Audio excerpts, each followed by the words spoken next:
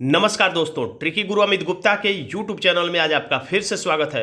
दोस्तों, आज मैं आपके लिए लेकर आया हूं यूपीएसआई 2017 की ऑनलाइन परीक्षा में पूछे गए हिंदी भाषा के कुछ प्रश्नों को भाग 3 के रूप में। और इन सभी प्रश्नों का यदि आपको PDF चाहिए तो इसका लिंक मैं डिस्क्रिप्शन बॉक्स में दे दूंगा और आप वहां से जाकर मेरे टेलीग्राम चैनल ट्रिकी गुरु अमित गुप्ता से आप इसे अपलोड कर सकते हैं। तो आइए शुरू करते हैं आज का यह सेशन। रिक्त स्थान की पूर्ति करें। चुनाव क्षेत्र का समय समय पर क्या किया जाना चाहिए? विकल्प ए में लिखा है परीक्षण, बी में लिखा है परिगणन, सी में लिखा है परिसीमन, डी परिमापन। तो चुनाव क्षेत्र का समय समय पर क्या किया जाता है? तो किया जाता है परिसीमन। परिसीमन आपने शब्द जब चुनाव आता होगा तो आप सुने होंगे, तो परिसीमन किया जाता है। अगला प्रश्न है, इसमें कौन पुल्लिंग नहीं है? पुल्लिंग नहीं है का मतलब कौन सा शब्द स्त्रीलिंग है, आपको यही बताना है। कौन सा शब्द स्त्रीलिंग है? तो आपको रटे रहना चाहिए। वायु शब्द जो है स्त्रीलिंग है। वायु बहती है। बचपन, मेरा बचपन बीत गया। समुद्र नाव को बहा ले गया। बचपन बीत गया, समुद्र नाव को बहा ले गया। कंबल भींग गया, वायु बहती है। आंसर हो गया बी। अगला प्रश्न है, बहिरंग का विपरार्थक यानी विलोम शब्द क्या होगा? तो बहिरंग का विलोम शब्द होगा विकल्प ए अंतरंग। अगला प्रश्न है, पीतांबर में समास पहचानिए। तो पीतांबर में कौन सा समास है? तो पीतांबर का मतलब हुआ पीला है अंबर जिसका। अंबर का मतलब होता है वस्त्र। अंबर का मतलब वस्त्र। पीला है अंबर जिसका, तो किसका पीला अंबर होता है? किसका वस्त्र पीला होता है? तो श्री कृष्ण का। तो यहां पर हमारा समास हो जाएगा बहुब्रीहि समास। लेकिन याद रखिएगा पीतांबर कर्मधारय समास भी हो सकता है। तो कैसे पता चल जाएगा कि कब कर्मधारय समास है और कब बहुब्रीहि समास? तो एक तो विकल्प के हिसाब से, जैसे यहाँ पे कर्मधारय समास विकल्प में नहीं तो बहुब्रीहि समास, बहुब्रीहि समास विकल्प में नहीं रहता तो कर्मधारय समास। और दूसरी बात ये कि अगर कंफर्म करना है तो कोष्टक में प्रश्न में जरूर लिखा रहेगा। अगर लिखा रहेगा पीतांबर पीला है अंबर जिसका अर्थात कृष्ण, तब तो बहुब्रीहि समास। अगर लिखा रहेगा पीला है जो अंबर यानी पीला है जो वस्त्र, तब हो जाएगा कर्मधारय समास। यानी कि समास विग्रह करके ही कंफर्म किया जा सकता है कि कौन सा समास है। अगर विकल्प प्रश्न में समास विग्रह करके दिया है तभी आप बता सकते हैं कंफर्म कि कौन सा समास है। शाश्वत का विलोम शब्द है। शाश्वत का मतलब जो सदा सदा से चला आ रहा है, तो इसका विलोम शब्द हो जाएगा नश्वर, यानी जो नाश, जिसका नाश हो जाता है, जो नाशवान है। सन्मार्ग में कौन सी संधि है? तो सन्मार्ग का जब संधि विच्छेद करेंगे तो हो जाएगा सतधन मार्ग। सतधन मार्ग। तो देखिए यहां पे न था लेकिन क्या आ गया? तो आ गया।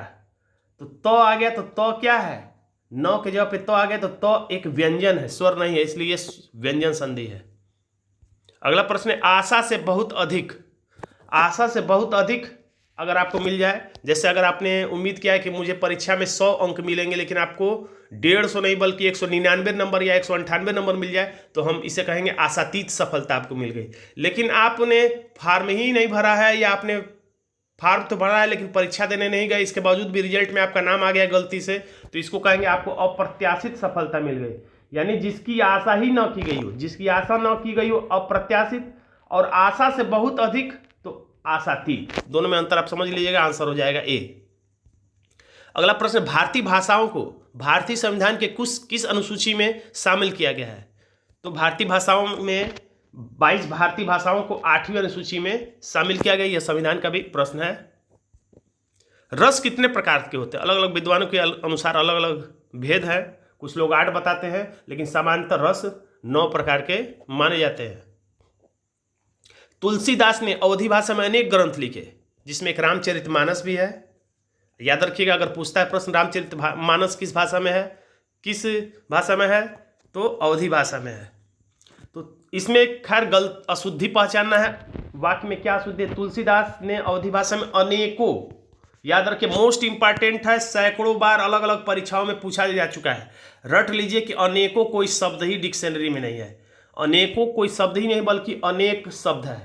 अनेक अपने आप कह दे कि मेरे अनेक नाम है, तो बस अनेक कहना ही पर्याप्त है, अनेकों कहने की जरूरत नहीं। अनेक अपने आप में ही बहुवचन है, अनेकों कहने की कोई जरूरत नहीं, इसलिए हमारा आंसर हो जाएगा सी अनेकों। अनेकों यहां पर बिल्कुल गलत है। गांव का बहुवचन क्या होगा? तो गांव का बहुवचन आप देख लीजिए, गांव, विकल्प बी में ग्राम, सी में ग्राम सभा, डी में ग्राम पंचायत। हमारा सही जवाब है ए, गांव। गंगा जल में कौन सा समास है? मैंने पिछले वीडियो में भी बताया था कि जिस शब्द के बीच में का, के द्वारा, में, के लिए, ये सारे शब्द आ जाते हैं, या कोई शब्द आए तो आप समझ जाए कि वो तत्पुरुष समास है। गंगा जल का मतलब गंगा का जल, बीच में का छुपा हुआ, इसलिए ये तत्पुरुष समास है। नयन में कौन सी संधि है? तो नयन, तो न अ यन, नयन। पवन, प अवन, पवन, तो नयन का संधि विच्छेद होता है नेधन अन, नेधन अन। और अगर हम इसको ऐसे पढ़े न अयन तो अय, न अयन तो अय जो छुपा हुआ है इसमें, इसी से बन जाएगा अय का मतलब अयादि संधि। आंसर हो जाएगा डी। पीपर पात सरिस मंडोला, इसमें कौन सा अलंकार है?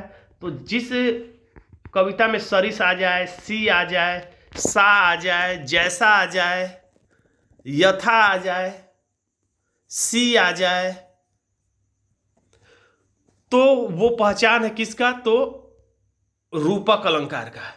यानी यहां पर पीपर पात सरिस मंडोला कौन सा अलंकार है? तो रूपक अलंकार है, यानी पीपर के पत्ते जैसा मन का डोल जाना। जीवनी क्या है? तो जीवनी और आत्मकथा अलग अलग होती है। आत्मकथा व्यक्ति स्वयं लिखता है, लेकिन जीवनी दूसरे व्यक्ति द्वारा लिखी जाती है। प्रतिदिन में कौन सा समास है? तो प्रतिदिन, जिस शब्द का पहला शब्द फालतू समझ में आए, यानी कि लगेगा कि अर्थहीन टाइप का है, वैसे अर्थ रहता है लेकिन आपको लगेगा कि अर्थहीन है, जैसे प्रति, आ, भर, जैसे आजन्म, आजीवन, भरण, पेट भर, तो ऐसे शब्द रहेंगे। प्रतिदिन, प्रत्येक, तो पहला शब्द जब फालतू दिखाई दे तो आपको कह देना चाहिए किसको? ठीक, अव्ययी भाव समास को। कुसुम का विशेषण है, तो अब जब विशेषण पूरा डिटेल में पढ़ेंगे तो आपको समझ में आएगा कुसुम का विशेषण क्या है। तो विकल्प बी हमारा आंसर हो जाएगा कुसुमित, कुसमित कुसुम का विशेषण है। संस्कृत भाषा में अक्षरों की संख्या कितनी होती है? तो संस्कृत भाषा में याद रखिए, संस्कृत भाषा में पूछ रहा है, तो संस्कृत भाषा में अक्षरों की संख्या होती है विकल्प डी 49। दादा का बहुवचन क्या होगा? दादा का बहुवचन, गांव में लोग बोलते हैं कि हमारे बाप दादाओं ने यह काम कर दिया, बाप दादाओं ने यह काम कर दिया, तो दादा का बहुवचन होगा दादाओं।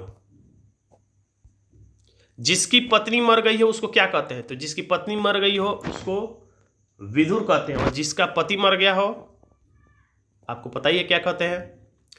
विशुद्ध का विपरीत शब्द क्या होगा? तो विशुद्ध का मतलब शुद्ध ही है, बहुत ज्यादा शुद्ध, विशुद्ध, तो शुद्ध, विशुद्ध का विलोम शब्द हो जाएगा अशुद्ध। कुसुम का समानार्थी शब्द क्या होगा? कुसुम का मतलब फूल होता है, यानी पुष्प हमारा आंसर हो जाएगा। डिबिया का बहुवचन क्या होगा?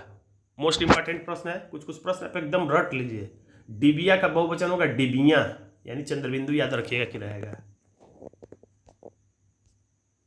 चंदायन किस कवि की रचना है? तो चंदायन रचना है विकल्प ए मलिक मोहम्मद जायसी, कुतुबन, मंझन, मुल्ला दाऊद, तो आंसर है डी मुल्ला दाऊद, चांद पर। दर्प का पर्यायवाची शब्द है, तो दर्प का मतलब होता है अहंकार, घमंड, जबकि गर्व एक सकारात्मक शब्द है, जबकि अहंकार एक नकारात्मक शब्द है। दर्प का मतलब होगा जैसे चंद्रगुप्त विक्रमादित्य ने दुश्मनों के दर्प को चूर कर दिया, यानी अहंकार को चूर कर दिया।